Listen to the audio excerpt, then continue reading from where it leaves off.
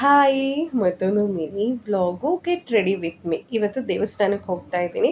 ತುಂಬ ದಿನಗಳಿಂದ ನಾನು ಕೂಡ ಈ ಥರದ್ದೊಂದು ವಿಡಿಯೋ ಮಾಡ್ಕೊಳ್ಳೋಣ ಅಂತ ಅಂದ್ಕೊಳ್ತಾನೆ ಇದ್ದೆ. ಫೈನಲಿ ಇವತ್ತು ಬಂದಿದೆ.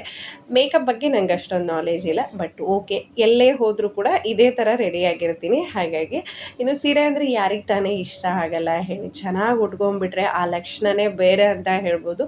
ಸೊ ನನಗೆ ಪರ್ಫೆಕ್ಟಾಗಿ ಹಾಕ್ಕೊಳಕ್ಕೆ ಬರದೇ ಇರೋದಕ್ಕೆ ತುಂಬಾ ಕಡಿಮೆ. ಸುಮಾರು ವರ್ಷದಿಂದ ದೇವಸ್ಥಾನಕ್ಕೆ ಹೋಗ್ತಾ ಇದ್ವಿ, ಯಾವಾಗೇ ಹೋದರೂ ಡ್ರೆಸ್ಸನ್ನು ಹಾಕ್ಕೊಂಡಿರ್ತೀನಿ. ಇನ್ನು ಈ ಸೀರೆ ನನಗೆ ತುಂಬ ಅಂದರೆ ತುಂಬಾ ಇಷ್ಟ. ಸುಮಾರು 6-7 ವರ್ಷದಿಂದ ತೊಗೊಂಡಿರುವಂಥ ಸೀರೆ ಇದು.